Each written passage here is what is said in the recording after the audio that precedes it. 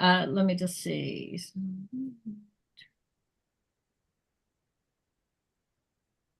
Yeah, so everybody should have shut down their cameras. And Uh, myself too. no, hold on. Except for you, Anne. Okay. Yeah.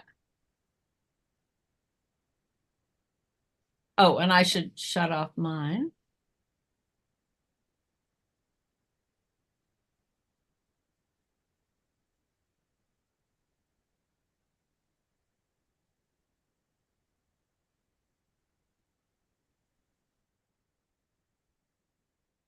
Are we letting people in?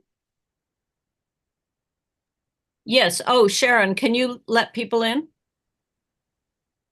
I can't let them in. Yes, I can let them all in. Okay, great.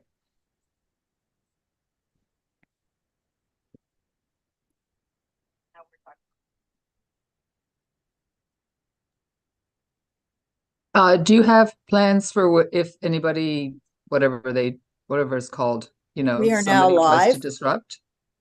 Now live, so yeah, we should talk. And did you hear me? Oh, Yes. Do you have plans if anybody disrupts us? Yes, we do. We're monitoring, not to worry. Thank you. Okay. Thanks, Jacinta. And welcome to everybody who is joining us. Thank you so much for coming this evening. We're really happy that you're here. While you're entering the room and getting settled, please put your name, your pronouns. If you're with an organization, please put that in the chat.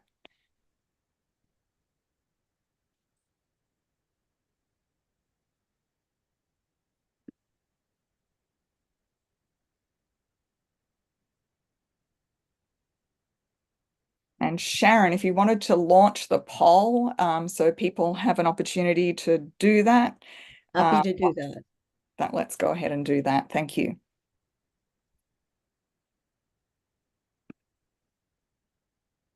Again, welcome to those who are just joining us. Please put your name, your pronouns, and if you're with an organization, please put that in the chat. Thanks for coming out tonight. He fell off the I was afraid of that. Sharon, I think you're not muted. So we've got a team here and we've got more and more people coming in, which is wonderful. If you're just joining us, please put your name, pronoun, and if you're with an organization, please put that in the chat.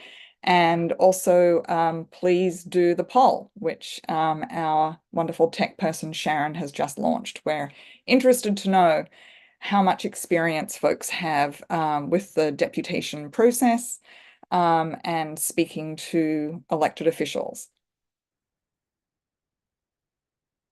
I'm just going to close my door while everyone's doing the poll.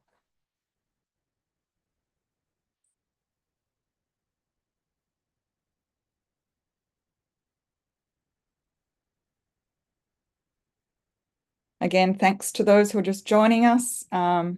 Please put your names, pronouns, and if you're with an organization, please put that in the chat and take an opportunity to do the poll, which has just launched. You may have to scroll down to answer all the questions. Okay, wonderful. Well, it is now just after 7. So I would like to welcome everyone to this Budget Deputation Training webinar, which is hosted by Toronto Climate Action Network, or TCAN, and Climate Fast. My name is Anne Keary. I am co-chair this year of TCAN. I'm also a member of Climate Fast, and I'm a member of the group For Our Kids Toronto as well. TCAN is an umbrella organization which now includes actually over 60 different grassroots climate groups across Toronto, and we're growing. And Climate Fast is a TCAN member organization whose goal is to, quote, build and support a strong, informed civic movement that makes climate action and climate justice a top priority and motivates our elected officials to take decisive and urgent action. Climate Fast has a long history of supporting climate action in the City of Toronto through deputation trainings like this one and other actions. They have played a really important role in securing councillor support for the Transform TO net zero strategy. So we have a poll here. If you haven't had a chance to take the poll, please take a moment now to do it. We're interested to know about your experience with engaging with City Council. And just to note that you may have to use the slide bar to see all the questions. So while that's going on, a few words about our procedure tonight. The workshop is being transcribed in real time, but the transcription may be incorrect at times. So the transcription will not be available after the workshop. The workshop is being recorded in the main Zoom room, but not in the breakout rooms. And throughout the course of the workshop, the webinar, please put any questions that you have in the chat. And Colleen will be Colleen Lynch, who is a member of Climate Fast and also works with Environmental Defence. Colleen is monitoring the chat and she'll be helping us with the Q&A. So I know that more people are still entering the room, but just I'm going to give a quick look at the poll results. How many of you have written a letter to the mayor or councillor? So right now we've got 42% have done so, 58% have not. Have you previously given a budget deputation, oral or written? 29% of us have, 71% of us haven't yet. Have you ever met with your councillor? And the answer there is that 36% of us have and 64% of us haven't. This is great to see. Thank you to all of you who have participated in democracy, and thank you to all of you who are interested to do so. This work of advocating for the city you want, advocating for our climate action plan to build a more just and sustainable and resilient Toronto is just so important, and it really does make a difference. As you know, we're in the middle of a climate crisis and an affordability crisis, and these are interconnected, and action on both fronts is so needed. So now a quick look at our, oh, I just realized I didn't share the results live of the poll, so I'm going to quickly do that. If you didn't see them, just to give yourselves a quick look at the results. So I will now close that. Okay, sorry, my computer is glitching a bit. I'm not sure And if I will share the results. Thank oh, you. okay, great. Sorry. I've still got the poll in front of my screen, so I'm not sure if it's in front of everyone else's screen at this point. So I'm going to move. Okay. I think we have the results. Okay. So first of all, we will have welcome and introductions that I have done. So welcome again to everyone who has joined us. I'm about to do a land acknowledgement. Then we will hear from Councillor Alejandra Bravo perspectives on this city budget. We will then hear from Sarah Buchanan from the Toronto Environmental Alliance, and she will be presenting their analysis of this budget from a climate perspective. We will then hear from Lynn Adamson from Climate Fast with information and tips on deputing. We'll move to discussion in breakout rooms and then a wrap up. So, oh, whoops, going back. But let's begin by acknowledging the lands upon which we live and work, which are the ancestral lands of the Huron-Wendat, the Anishinaabe Nations, the Haudenosaunee Confederacy, and most recently, the Mississaugas of the Credit First Nation. As many of you will know, these lands were and are covered by the Dish with One Spoon Wampum Belt Covenant, an agreement between the Anishinaabe and Haudenosaunee Confederacies and other allied nations to peaceably share and care for the lands, waters, and all the living beings around the Great Lake. I would also like to acknowledge that with the invasion of European colonizers, the principles embedded in the Dish with One Spoon Covenant were broken. Settlers took the land through duplicity and force, displacing Indigenous peoples from their own land, harming and displacing other living beings, and disrupting entire ecosystems.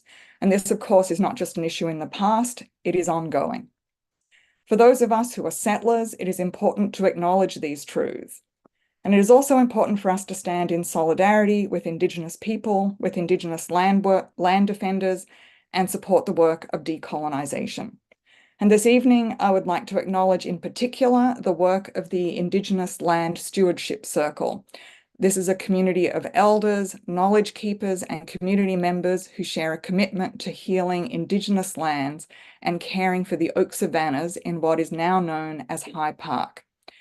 These were the lands upon which their ancestors conducted ceremony, grew gardens, hunted and foraged for food and medicines. And you can learn more about their work and how to support it on the resource document that will be shared after this event. And also just noting that when we advocate for a more equitable, resilient, and just and sustainable city, let's advocate for resources and services for Indigenous communities. And I will now stop sharing my slides and introduce our first speaker, which is Councillor Alejandra Bravo. So it gives me great pleasure to introduce Councillor Bravo.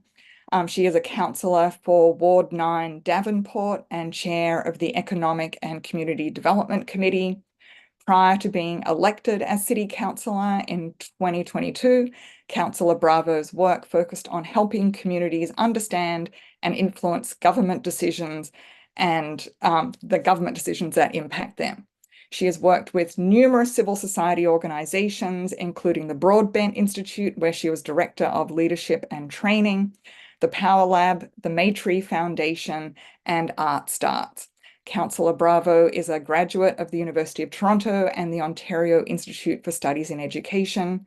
Born in Chile, she moved to Canada with her family as a refugee when she was a child. In addition to English, she is fluent in Spanish, French, and Portuguese. So I can't think of anyone better qualified when it comes to engaging Toronto's diverse communities in building the just and sustainable city we want. Again, a reminder, please put any questions in the chat where Colleen will collect them, and we'll have the Q&A after Councillor Bravo's presentation. Over to you, Councillor. Thank you so much, Anne, and what an amazing turnout. It's delightful to see how many people are here. And when you were talking about the democratic process, the meeting with the elected person is just such a small part of it. I think it really starts with this kind of deliberation, the convening of people with the shared interests, shared values, interested and willing to take action.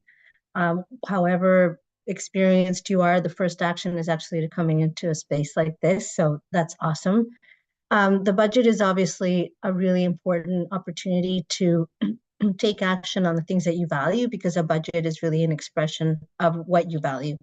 And I think we all know that how we got here where we are today was a lot of years in the making.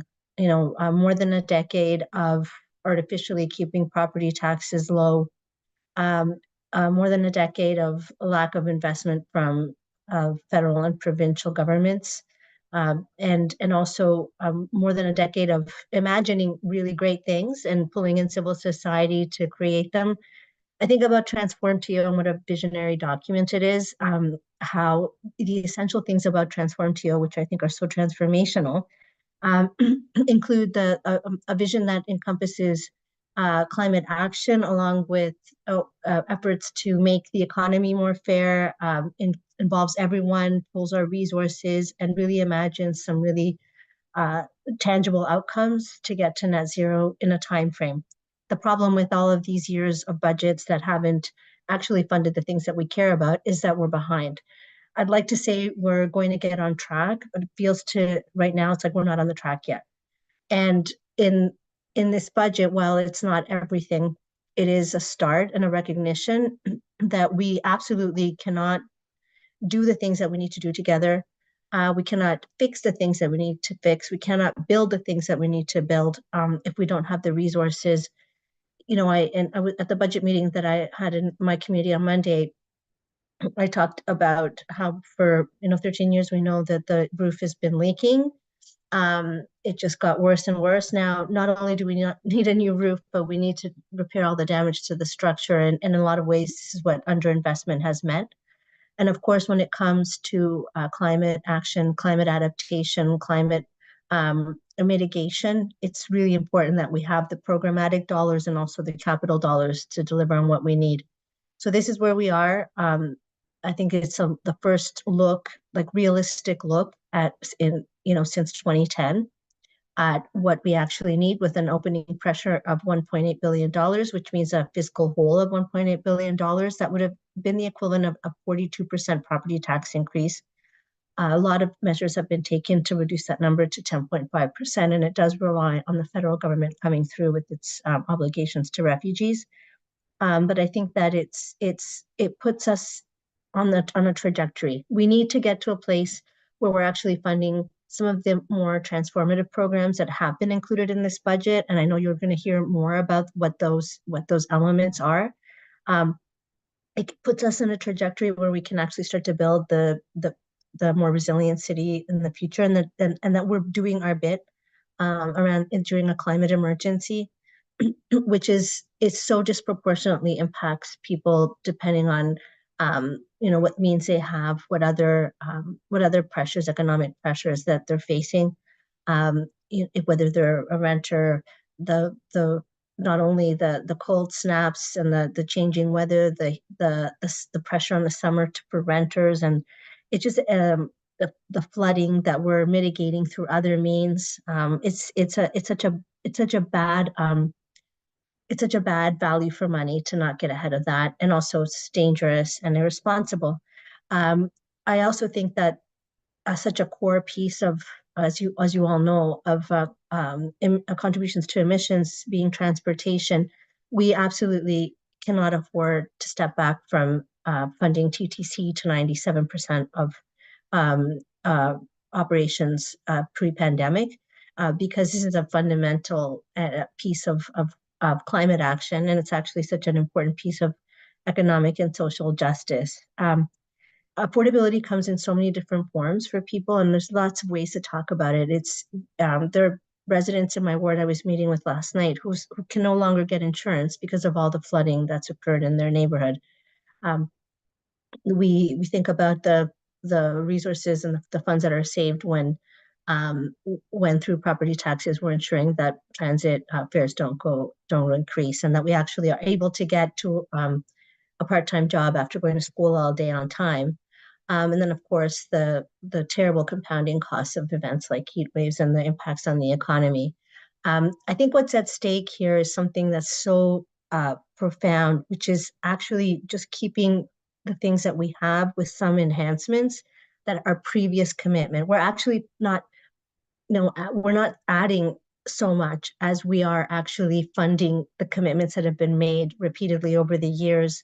I think it's also really dangerous and fuels the growth in a kind of dangerous ultra right-wing populism when we continue to make strategies like Transform TO, or we have different strategies, poverty strategy, youth strategy, without any investments or resources behind that. What we're telling people is that, yeah, we got this, we're taking care of it, but they see no measurable difference. When people in my ward hear about the dedicated busways that were announced in a strategy, and I tell them, well, we're not intending to study it really until 2030. It really is a way that we set up people to lose faith in government and in democracy, and that can be truly dangerous at a time when we need to be creating social consensus around the things that matter.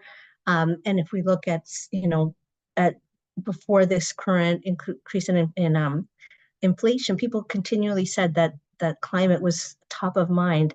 That has to continue to be true, and the only way that we can do that is to show material gains, show that things are actually changing, and that's through investment. I think that when we think about approaching this budget and the work that you're going to do with your advocacy, speaking in the most plain way about how what you value impacts so many people in different ways is really going to reach counselors and other decision makers who are following. And I can say that provincial governments and federal governments are also monitoring what's happening in Toronto and other municipalities, because what's being proposed and what's being done here is needed in other places. And that municipal action, municipal pressure can actually make change at other orders of government. The kind of conversations that we have here that you're going to have when you make a deputation is putting really important messages into the public realm that influence how every other debate takes place. That's why your public speech around the things that you care about is so crucial. It's really, really essential that we're contacting the counselors that are not so sure about the investments that are being proposed, that are concerned about telling people the truth, that we actually have to increase property taxes to fund the things that we said that we intended to do, and that's a form of accountability as well. If you adopted and you supported a strategy, then now you have the accountability and the obligation to put your money where your mouth is. And that does come potentially at a political cost, but we need to have the courage, and that's an essential part of leadership.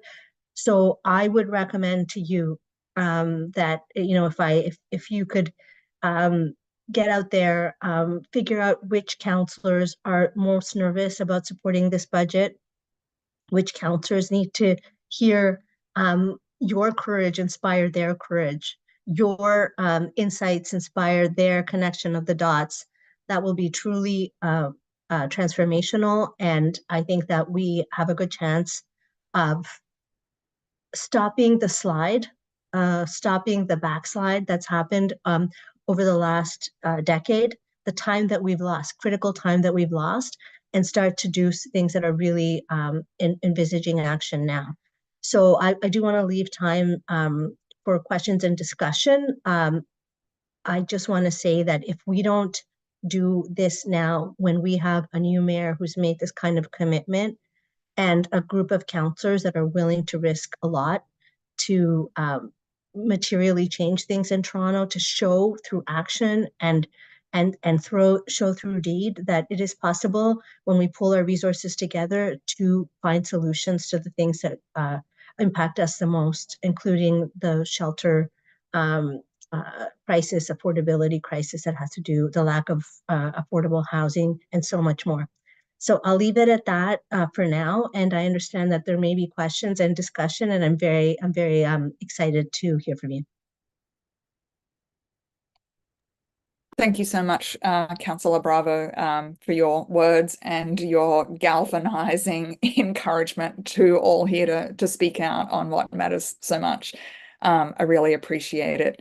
I know that Colleen, I think, was monitoring the chat for any questions. Colleen, over to you to monitor the Q&A. Thanks, Anne, and thanks, Councillor Bravo. I actually don't see any questions in the chat. I think you articulated what you said very well, and you've left no one confused. But I will welcome everybody who may have a question that you haven't yet articulated, either in the chat, or if you feel more comfortable and cannot use the chat, you could put your hand up and we will try to field a question that way. But it is best to use the chat if you can. And I see a brilliant and lucid summary. Compliment to you.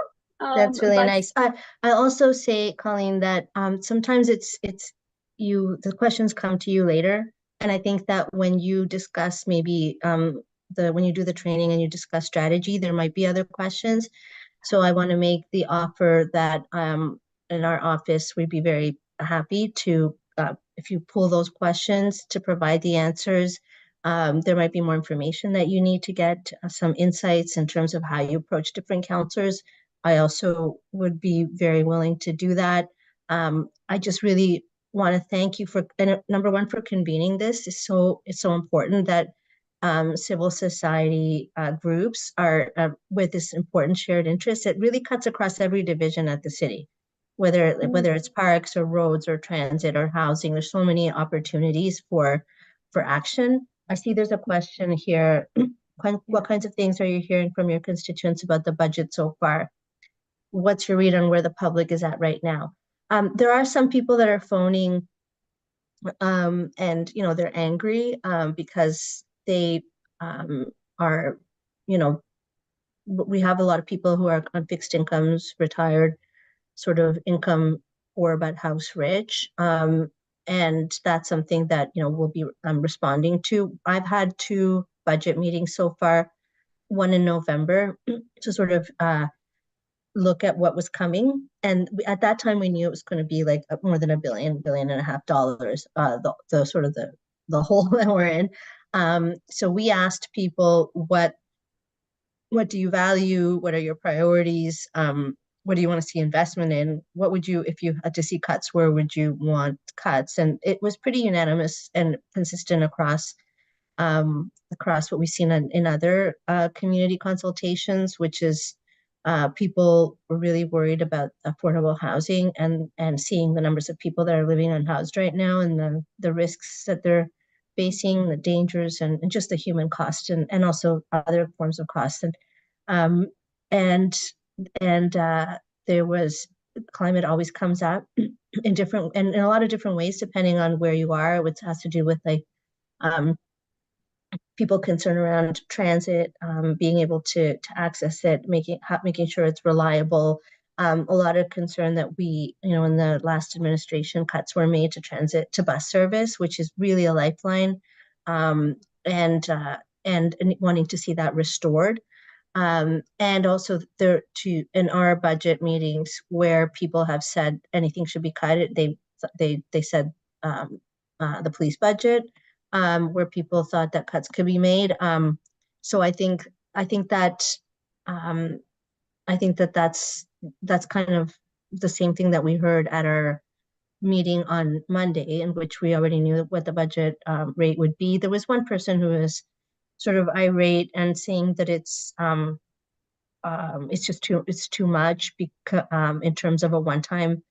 But I wasn't there to kind of say, I did say what I thought, but it was other people who said, well, the responsible thing here was to have years where we had 0% increase, 1% increase, 2% increase, when we knew that inflation was much higher and the population is growing.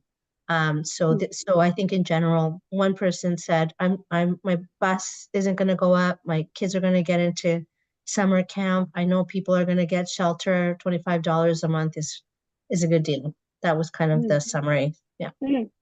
That's interesting. So we do have a string of questions. So the next one here is, it's interesting. Do you think it's more important to emphasize the value of environmental investments rather than downplaying the cost of raised property taxes? I think that they're kind of intimately connected, but leading with what you want to see, why you think it's so crucial to do something is the way to lead, and that represents real value to you. And if you can figure out kind of the cost of that, and you can make an equivalency saying, for example, I'm going to save, my property tax will increase by $27, but I calculate that I'm going to save much more on it by transit fares being frozen. Or you can calculate what extreme weather events have meant, the opportunities that are being lost around certain, if there's particular programs that you think are really important. I think you're going to hear more about those. For a counselor that's worried about how it looks, that we're increasing property taxes, they may be more motivated by value for money. And the thing is, what's great is that value for money is on our side, because we know that when we take, if it's the same thing as sort of individual actions to help for environmental causes are important, but systemic structural changes are what's actually going to deliver is going to save us in the long run. And it's going, and what if you can be very specific on for your life about what you think, how critical it is for yourself or your family and the people that you care for. And if you could connect it to some of the people in their own constituency, that really matters. Yeah. Thank you. Here's an interesting one, and you may or may not have the answer, but how can we find the city councillors most in need of hearing our support? I think that some groups like Toronto Environmental Alliance do track voting records, and I think for example, the councillors that supported the commercial parking levy, which was a big success for sort of a dedicated tax for something that actually it does invest in climate action. That gives you some clues. I would say that the councillors that are most vulnerable to pressure are more in suburban areas. There are some councillors that have, for example, councillors that have an A+ sort of on report cards in the past on climate, probably, but are unsure about the increase. There may be one or two there. Make that connection. So I think it's really important to, and even if you do have, if you have your own counselor and it's not an effort to, it's also good for the people that are supportive to once in a while hear a good word. If you can take a moment to email your counselor saying, I hear you're supporting, thanks for doing that. It helps us to be able to say, we're hearing from our constituents. But in terms of organizing a meeting, making a phone call, writing a letter, writing a kind of, I would say that for making a deputation and identifying yourself, I'm in Scarborough, I'm in Etobicoke, I'm in North York, that really is important. And and then in terms of a hierarchy of impact, phone calls are very effective because it's like, wow, somebody made a phone call. An email that is actually like not a form email is very effective. And with your address, yeah. Yeah, thank you. That was actually really helpful. We'll do as many more as we can. Thank you everyone for being so eager to ask questions at this point. If we do not get to them all, that was very generous of you, Councillor Bravo, to suggest you might follow up afterwards as well. So we'll move along to the next one. Are there enough votes in council to pass the budget as it has been presented at this point? I'm not sure. I think we have a new mayor, and certainly I would say, I mean, I supported her when she ran, and I've supported this agenda. I think each time this is such a crucial vote because it is the budget. We can't take anything for granted. So I think we have to work on the assumption that it's going to take work to actually win. Thank you. So the mayor's telephone town hall polls are highlighting environment and climate as a choice to cut, but not a choice to increase. Why do you think that is happening? I think that it's really, it's not something that everyone understands the same in terms of what is environmental. And it's one of the challenges of this work, which is it cuts across so many areas. So I think people are very motivated by things that they understand impact their daily lives, including like the garbage gets picked up. I turn on the tap, there's water. And so I think that it doesn't mean that there's a lack of commitment. I think it means that these are very popular education approaches, popular participation. It's wonderful because 18,000 people turned out, but it means that the conversation has to happen on a level which is accessible to everyone. Yes. Okay, so there's a follow-up to that question, and it's, how do you think we can best counter the attitudes of not valuing climate investments, climate expenditures? I think that's a longer term piece of work that's probably not going to happen through the budget process.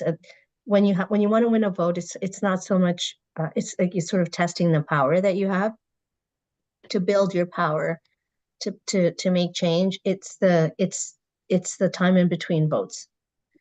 So I would say that I think that's a long-term project. And one of the challenges that I've been talking about is that there's a lot of we need to find the balance with hope. For some people, it's sort of like, it's too late. We're just going to go down in a blaze of glory. And that's, I think, a good topic for another day. Yes, it's a big topic. So there is one more question here that I think you already partly answered. Would you see a phone call or a formal letter as more impactful, or a written letter signed by many? I think that if you are able to get like a letter signed by many, I would say get organizations to sign it, neighborhood groups, the place-based groups. That's a really good effort. But in terms of an individualized letter, it's like an individual constituent. If someone says to you, I live in your ward, I'm a voter in your ward, and I live at this address, that makes a really big difference. Mm-hmm. Thank you. I think I'm getting the signal from Anne that we're out of time for questions and answers, but that was really great. Your answers were all really helpful. And if we do get more questions, we'll follow up. Thank you so much, and good luck for the rest of the workshop. It's been a real privilege to be here. And again, I want to thank you for what you're doing. It's going to make such a huge difference. Take care, everyone. Thank you, Councillor Bravo. Thanks for joining us. Well, that was great. I'm hoping everyone is feeling galvanized now to get out there and speak up for climate action and for climate justice in Toronto. We really very clearly got the message that this does absolutely make a difference. So I would now like to turn to our next speaker, Sarah Buchanan, who is the Campaigns Director at Toronto Environmental Alliance.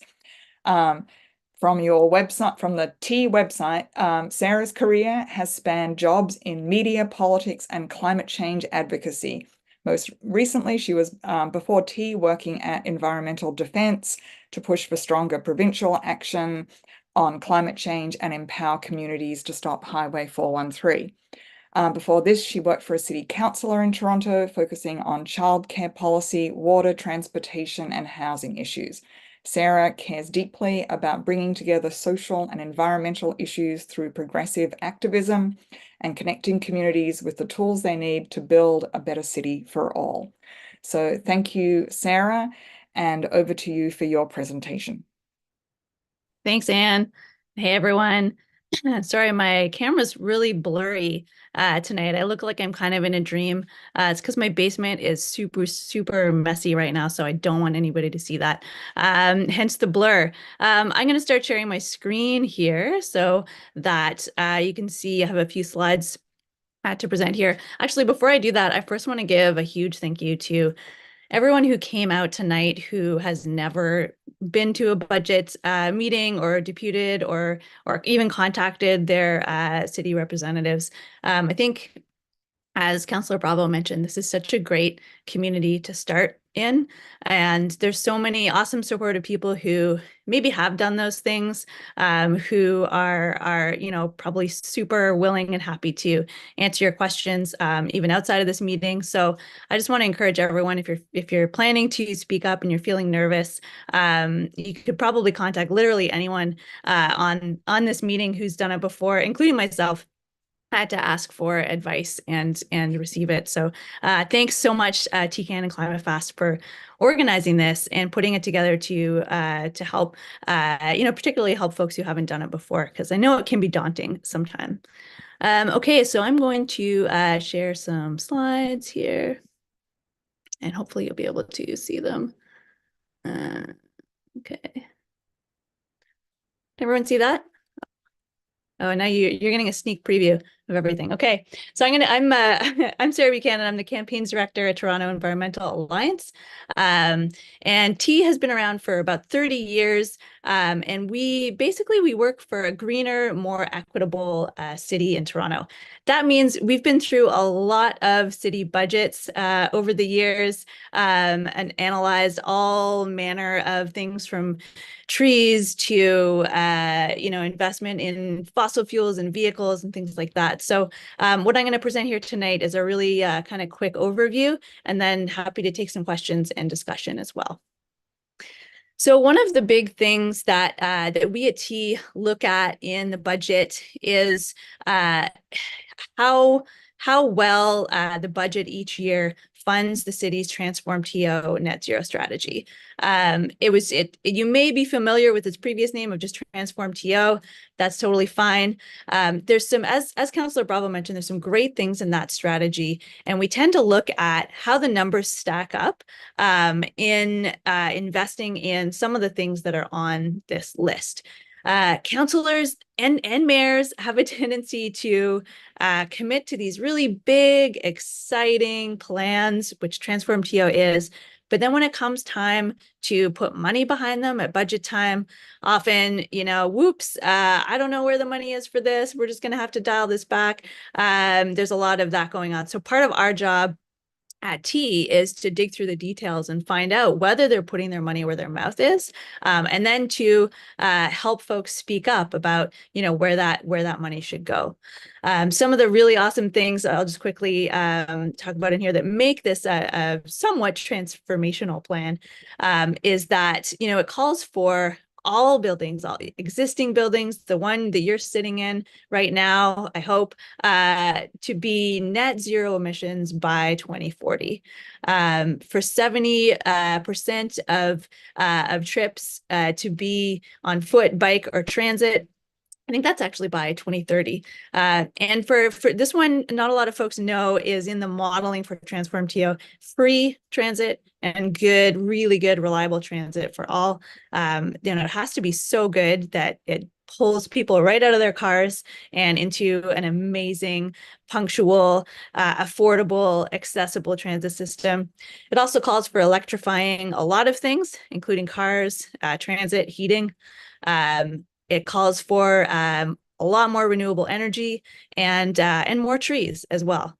That's just a few highlights of some of the things it calls for.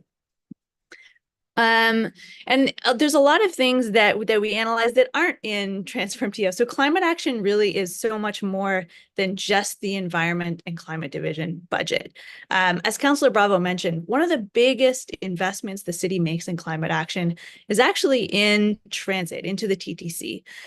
So while T's not the expert on the TTC budget, we work with a lot of folks who are, like TTC riders and others, to look at, how much progress are they making towards that goal of making transit a world-class, amazing system that gets people out of their cars by 2040. And then there's places like the Parks, Forestry, and Recreation budget, even paramedic services. I think last year had a building that was getting some energy retrofits. That's climate action. So there's a lot scattered throughout the city and throughout the budget. And this brings a lot of opportunities for crossover. And so Venn diagrams are some of my favorite things in the world. You can see here how climate action kind of intersects with a lot of areas that are actually pretty immediately impactful in people's lives, which climate change also is. And so if you look at, for example, delivering affordable housing, which is a really huge priority right now for the city, as it should be, there's a lot of crossover with programs like MURA, like Housing TO, all the sort of TO named programs that want to build and provide more affordable housing.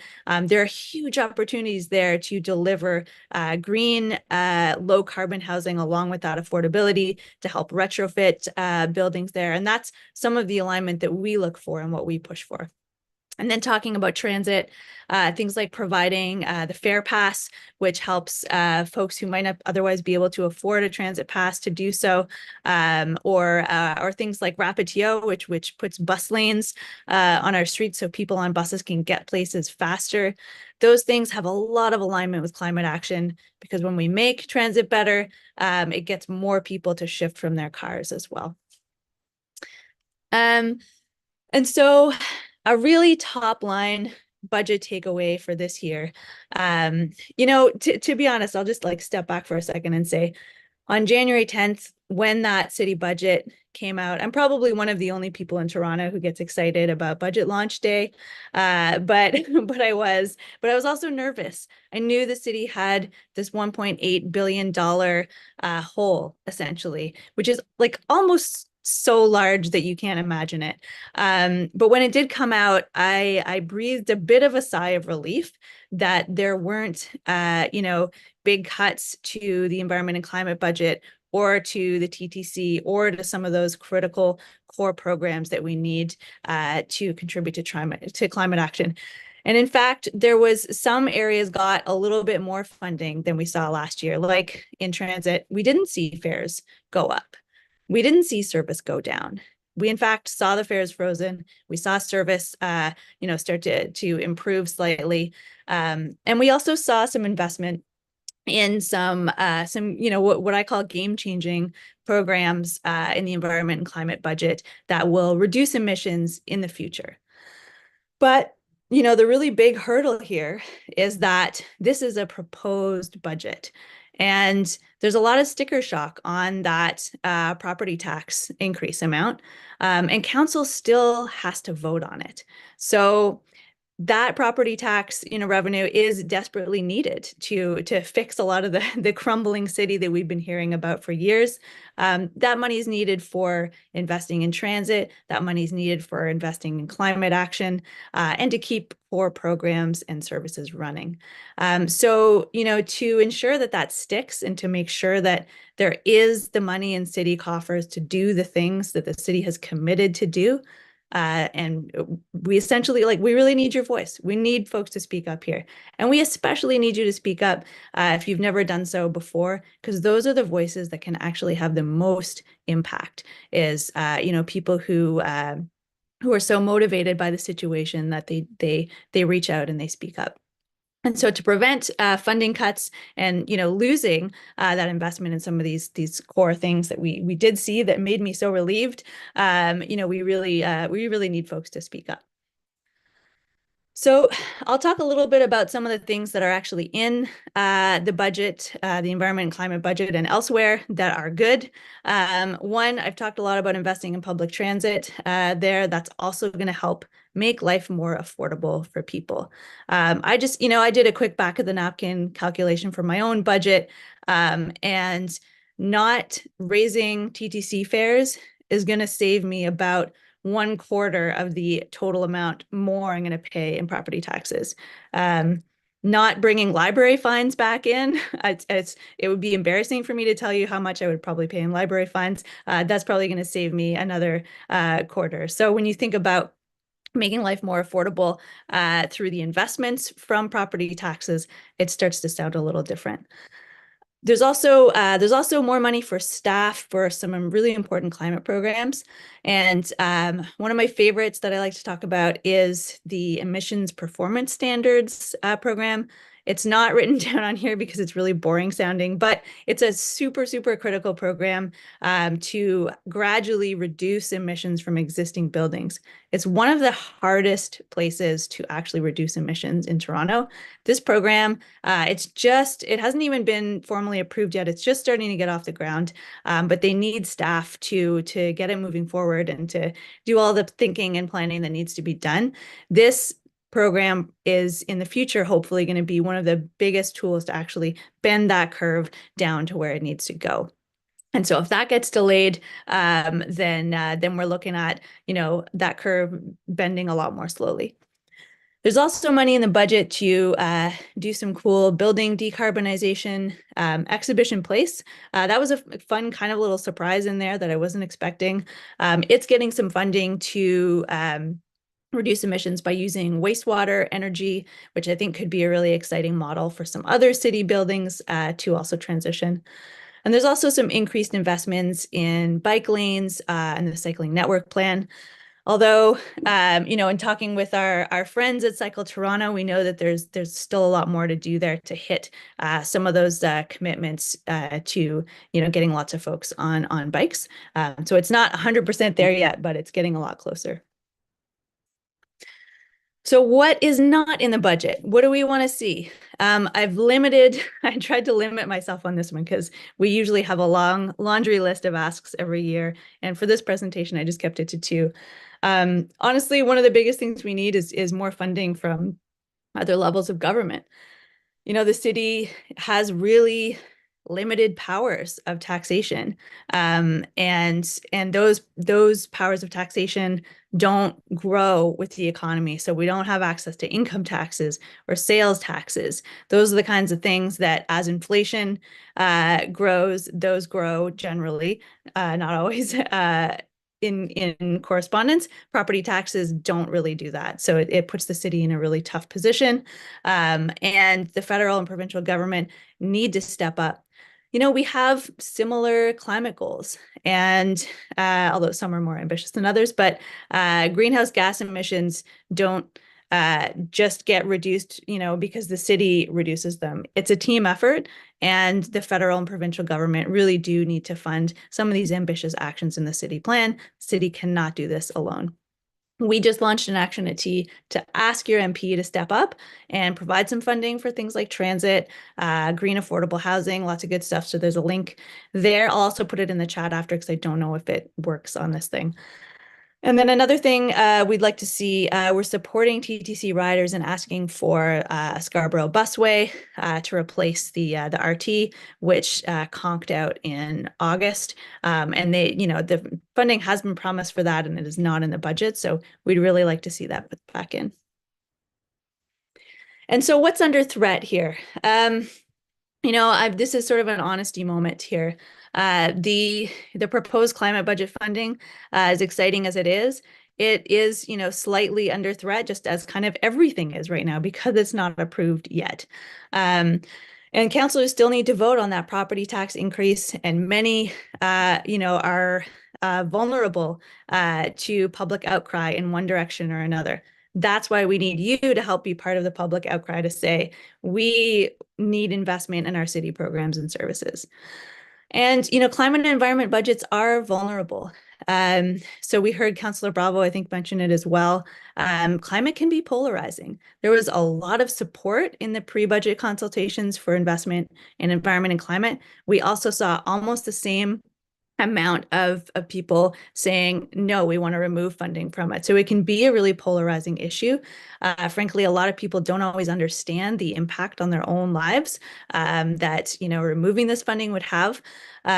So, I've also put a tweet in here from last night talking about the poll results from a telephone town hall, where environment and climate change actually came out on top in a sample of, there's like 18,000 people, in things that people would want to cut. So, it just means we have to be extra mindful to get all of our friends and neighbors out there talking about how important this is.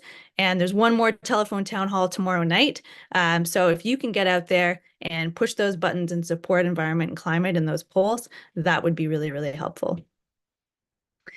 So that's why we need you to speak up. We need you to tell your councillor that you support investing in these critical programs and services.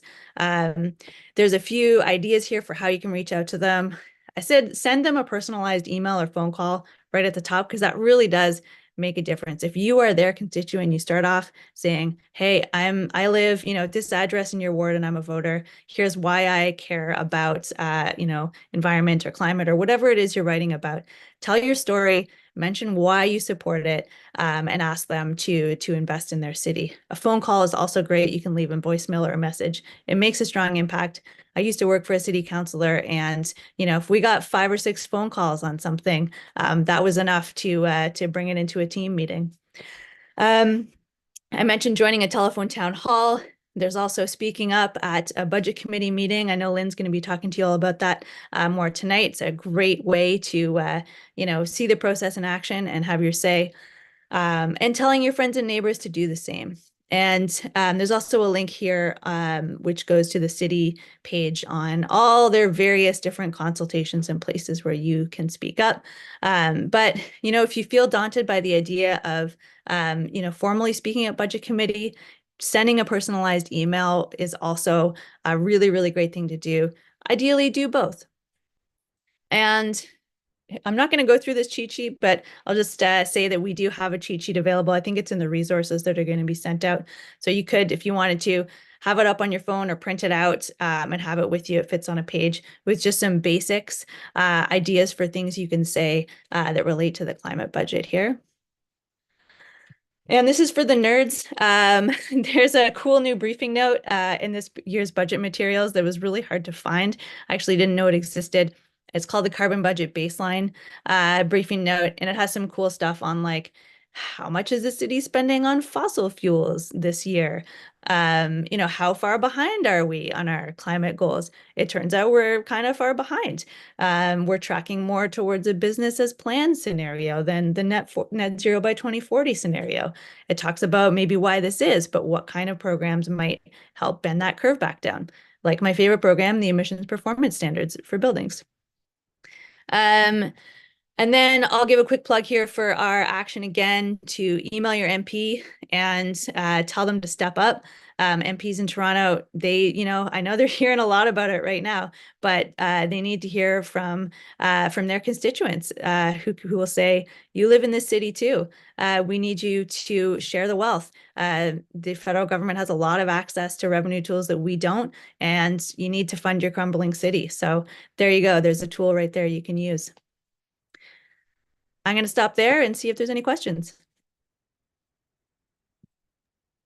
Amazing. Thank you so much, Sarah. And I'm going to hand it to Colleen, who's been monitoring the chat. Over you, Colleen. We only have a few minutes because I know Lynn also wants to present on the how to depute. And so I'll hand it to Colleen. Okay, great. We do have a few questions, Sarah. And you already covered this, but maybe you can do a quick synopsis. What are the demands for the 2024 budget by Toronto Climate Action Network, Climate Fast, and T? So you mentioned a few, maybe you could just recap. Yeah. So the two demands that I mentioned up top, one was actually federal funding, and so we launched that action. We've got that action going, and I will plunk a link in the chat there.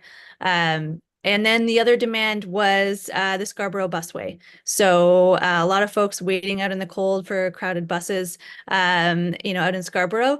And when the RT shut down, it was replaced with buses. But what we want to see, and they actually did, I think, promise at one point to do, was to create a bus corridor that would move people a lot faster and get those cars out of the way. So we want to see the funding for that put in. We have a couple of other asks, but I know our time is really short, so I'll hold. Sure. Yes, and those resources with more details about all the asks will be sent afterwards by email as well. So there's one transit related question that I'm not sure you can actually ask, but can we try to improve the accuracy of transit apps like transit? I'm not sure, but yeah. Sure. I would love that. In fact, if anyone has a recommendation for a more accurate transit app, please put it in the chat because I would love to see it. I try to catch that 127 Davenport all the time, and I just feel like I'm, anyway, yeah. Yes, help us out. Put answers in the chat if you have them. And so there's one more question, Sarah, and it's about the condo and rental towers being built in Toronto right now. And a lot of them are not following the net zero path. So they'll become expensive retrofits in the future. And so how can we get builders to adopt net zero? I'm so glad you asked me this question because it gives me an opportunity to talk about my favorite program, the Emissions Performance Standards program. So in all seriousness, there's a lot of buildings being built right now that aren't, that aren't net zero and won't be. They'll be standing in 2040 when they're supposed to be net zero. What's going on? So the city has a couple of tools. One of them is they are going to be bringing in performance standards for buildings that'll say gradually over the years, you need to be this much more efficient and you need to, create this much less fewer greenhouse gas emissions every year. So that's going to be a motivator because they will get fined if they don't follow those efficiency guidelines. This is a really big tool. They've been a bit hesitant to do that. Hopefully, it is going to be coupled with some grant programs and loan programs as well. And they're kind of working out all those details now. I'll also say the Toronto Green Standard is a really great tool that encourages new buildings to develop more and more ambitious low carbon building techniques over time. So those are going to get stricter and stricter and stricter. Wow, that sounds really good. Supporting this budget does support those things. I'll just put in a plug there. Cool. Yes. So that's good. There's one more I want to get in here. I know we're kind of time pressured, but I think this is a good one. should we use our deputation time to discuss provincial and federal funding, or just use the T tool? That's such a good question. Yeah. So I would lean towards the latter, towards using the T tool, maybe putting a brief mention in your deputation, because sometimes what happens is you speak, you depute, and then a counselor will say, well, do you know that like we can't possibly fund this all on our own? Have you talked to your MP about federal funding? And if you want to head that off, you can just mention quickly that like, hey, I know the city, needs access to more funding tools for climate. I've asked my MP to step up. I'm also telling you, I want you to support, investment in the city's budget. The city needs to step up too. Mhm. But I would say use Thank- more of your time to talk about, the kind of things that are within the city's jurisdiction that you want to see and that you support. Mhm. Thank you. That's very helpful. And I do think we're a little bit over time. And do we have time for more, or should we? We should probably Okay. Thank move you. to Lynn now, but thank you, Sarah. That was a great Yes, thank you so much. presentation. Really. Okay, so it is now my pleasure to introduce Lynn Adamson. Lynn is going to be giving us tips and information on how to depute. I'll introduce Lynn in case you don't know who Lynn is. Many of us in the climate space owe a lot to Lynn and all of her work. So Lynn is co-chair of Climate Fast. She is also co-chair of the city's climate advisory group, and she, in addition, sits on the TCAN steering committee. She's a very experienced deputant and has helped so many others put their deputations together. So over to you, Lynn. And a question before I do that, Lynn, would you like me to share the slides, or would you like to share your slides? Why don't you go ahead and share, Anne, just to Okay. avoid any technical problems from my end. Okay, I'll do that. Happy to do that. Okay, so just a minute and I will get that set up.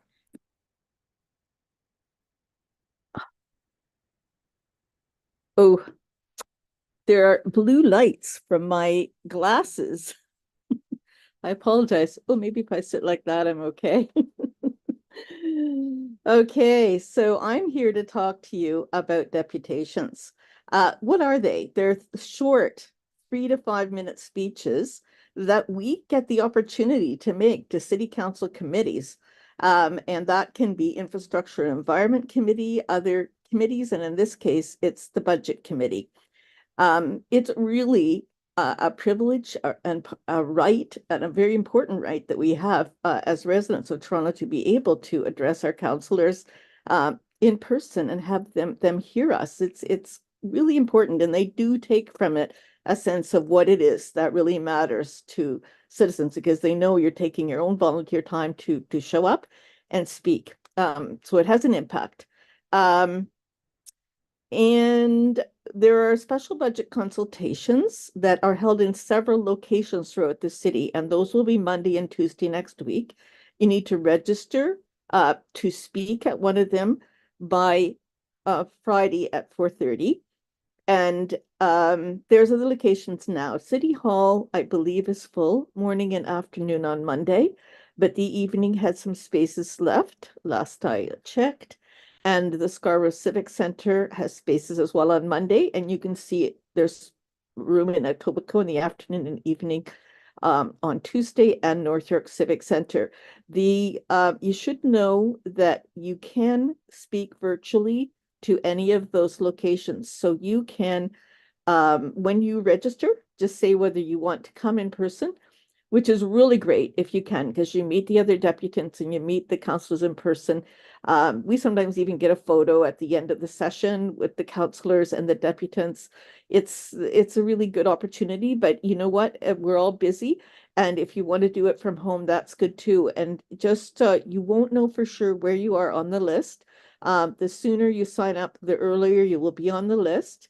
And you will be able to look on the day of the hearings about an hour before the session. They'll put out a list, so you'll see where you are in the order. And you just want to follow the instructions from the clerk if you're coming in from home on your computer or the telephone. They are very helpful. The staff are very helpful. So any questions you have, you can let them know. You should be able to use slides if you want to show images, pictures, or illustrate your points, or you can just speak and you don't need to use the full 5 minutes. In fact, you may have to give just 3 minutes if they're very busy, but I don't think that's going to happen this time, especially in the remote locations. They rarely fill up their full time. They set a lot aside, a lot of time aside to hear from us, so it's a really great opportunity to do that. Yes, you want to email what your written comments as well, and you want to indicate whether you want them public or not. And it's really good for group submissions to be public, and you may want your personal one to be public as well. What that means is they set up a link, and the minutes of their budget committee session will allow people to link to your letter. Otherwise, it just has your name and submission. But you will be recorded on a YouTube, and you will be able to look at that yourself and send it to your friends after the event. So it is, when you speak in person, it is quite public and a good opportunity. And it's way better than a letter. But the number of letters that come in also do show public interest. So if you can't do a presentation in person, then do consider writing a letter. Okay.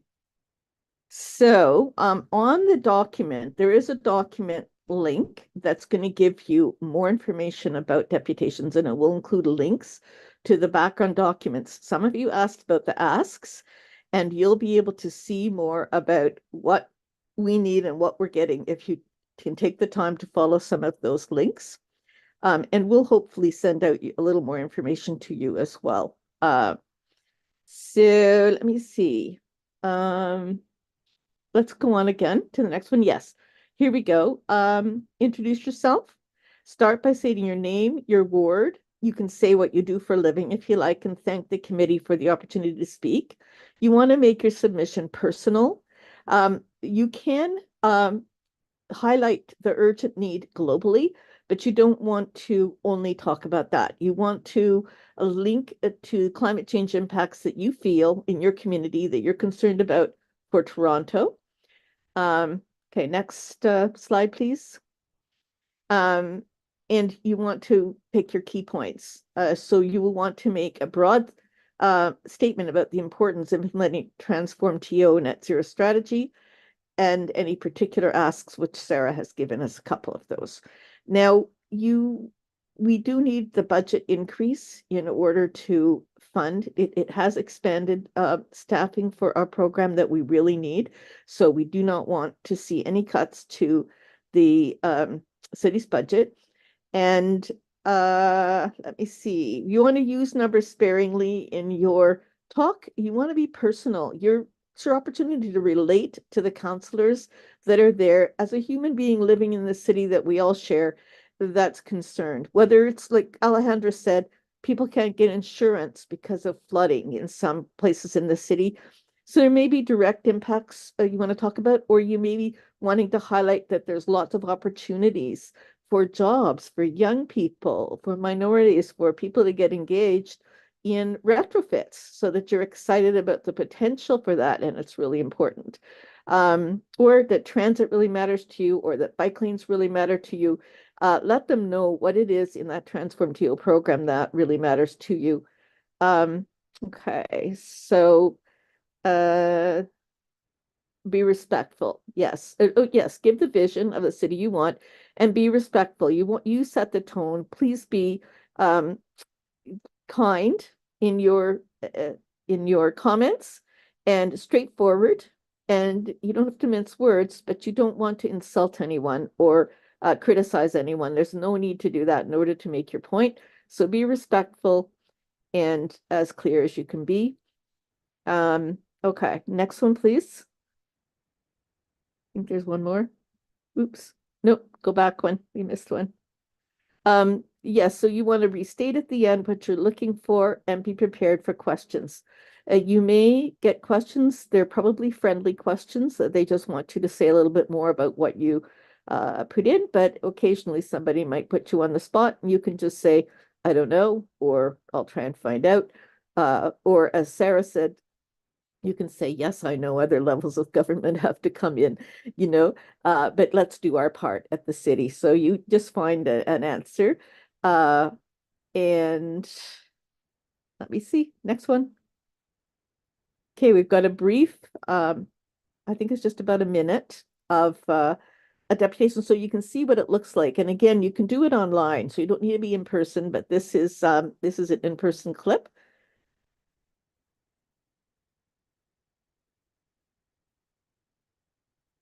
Can we hear it? Founder of There a we go. grassroots organization called Scarborough Environmental Association. I'm here to ask you today to not go through with the service cuts, because at a time when we need more people to take transit, we want to reach our environmental goals, service cuts will chase people away and increasing fares will chase people away. We all agree that we're in a climate emergency, like the city voted on it, but any sort of disruption to service, making people wait 30 minutes, that means they're going to find alternatives. And I've seen a lot of people do that over the years during COVID. And that's why we see that there's still like a 20% gap between what it was pre-pandemic. Thank you. And I just want to say one more thing, and that is that you need to practice your deputation. Read it aloud to yourself and time yourself. Don't, give yourself more than 4 minutes in your practice, and do identify how you could cut it to 3 minutes if you need to. Because it's nice for you to be able to give your complete comments. And email your deputation in advance, the budget committee. You want to share it with your own counselor, combine it with phoning or emailing them to let them know you want this budget increase to go through. And you may even want to meet with your counselor. So consider doing that. It could be on the phone or in person, but to make sure that they do hear you, how important this is. This is a crucially important budget, and it's crucially important for the climate and for quality of life in our city. It's a catch-up budget. We have been not raising enough money at all, so that we have a very big backlog of expenses in the city, and we're not going to get it all covered by this budget, but we're going to make a really good step forward by this increase. Okay, that's it. If there's any questions, let me know, but that's my presentation for now. Thank you. Thanks so much, Lynn, for all of your valuable advice. Given the time, we're actually not going to take questions right now, and we're going to move to our breakout rooms, and the facilitators in the breakout rooms have all had experience with deputing. So I will now turn it over to the tech team to send us into the different breakout rooms. So we'll have 20 minutes there, and then we'll come back to the main room. There'll be no need to record. We won't be doing, for a recorder, for someone to take notes, because we don't have time at this point to do a go around at the end. But this is a valuable time to share. So thank you, tech team.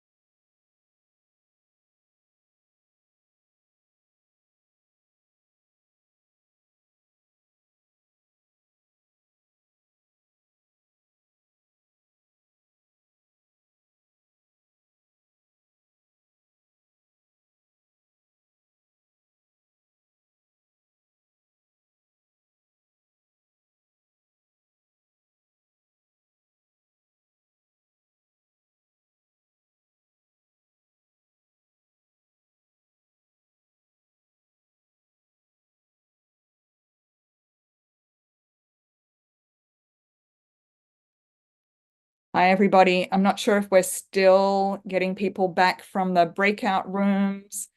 It looks like a number of people may have already left. So I'm going to quickly share our last screen with a thank you to everybody. Just a sec.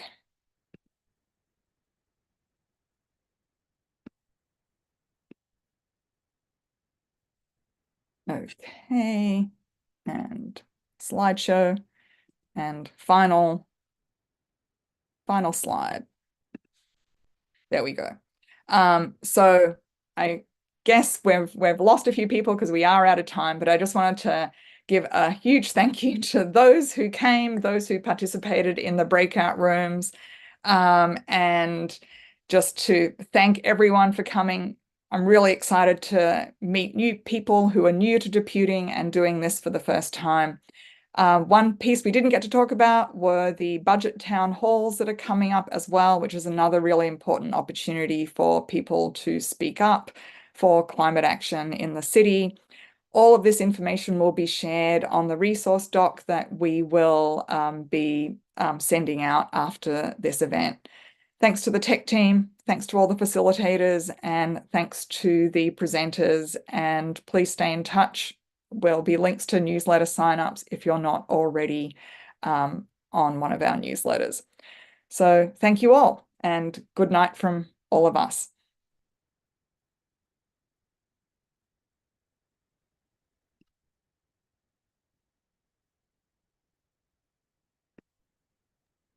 And did we have the survey link? Oh, The I'm so sorry. survey link in the chat, please, because we'd love you to I put it in, Liz. Yeah, I put that in the put it chat. in again. Put it in again. Okay. Yeah, put it in again. And I just put it in now. yeah, thank you. And then I didn't see it, so thank you. And then there is a link to all the documents, including deputation tips. And we're happy to read your deputations and give you feedback if you like, or find answers for you on the issues that you want to speak about in your deputation. Yeah, there's the survey form. It's in the chat there. Be really helpful to us if you fill it in, because then we know what you were looking for tonight, whether you got what you needed, and if you need any further help with this. Thank you. Thank you, And where Lynn. you are in the city, because some parts of the city, we really, really, really need you to talk to your councillors, right? Because we've got to get the numbers up that the budget gets passed. That's our challenge. And we'll have a great celebration when we actually get that 10.5% increase passed, and our programs are still all in there. Yeah. Thank you, Yeah. Lynn, and thanks for you. my apologies for getting the survey link. So please do take an opportunity to fill that out, and just reinforcing that what we do matters, and what we do for climate action in this city really matters. We're the fourth largest city in North America, the biggest city in Canada. What happens here has an impact. And what you do to push that forward really, really does matter. So thank you all. And we could take a picture if everybody put their pictures on. We could take a screenshot of the people who are still on, which is 24 people. If That'd be you want great. to, can everybody, can you let them show oh, fantastic. Look at, we're getting lots of people seeing them directly. And I can take a screenshot, or maybe somebody else can too. Just make sure we get them all. Okay, here we go. And I'm going to do one more for good measure. Okay, one more. Thank you. Thank you so much for coming. And we're going to make a difference in the future of this city. We are. So that's good. And speaking for the tech team, thanks to everybody, and would the facilitators and presenters and anyone involved with the production stay after everyone leaves?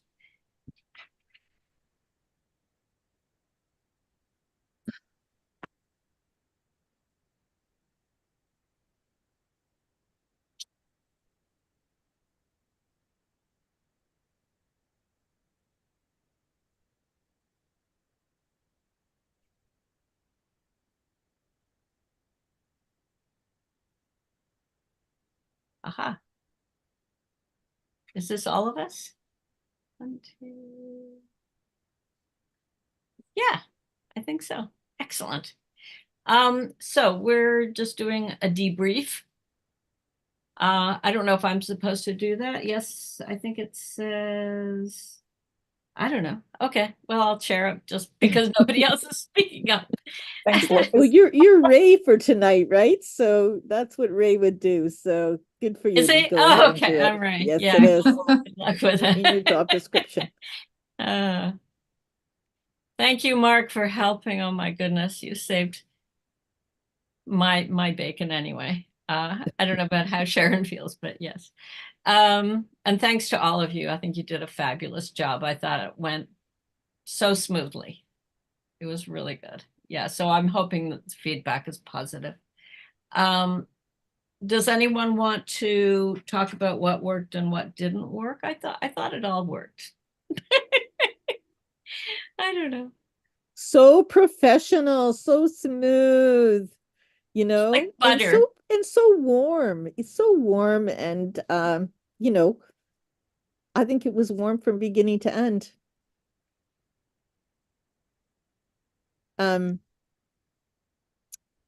Colin, we can't see you anymore, but you were great on the Q&A. Maybe we'll see you now. And you were fantastic facilitator.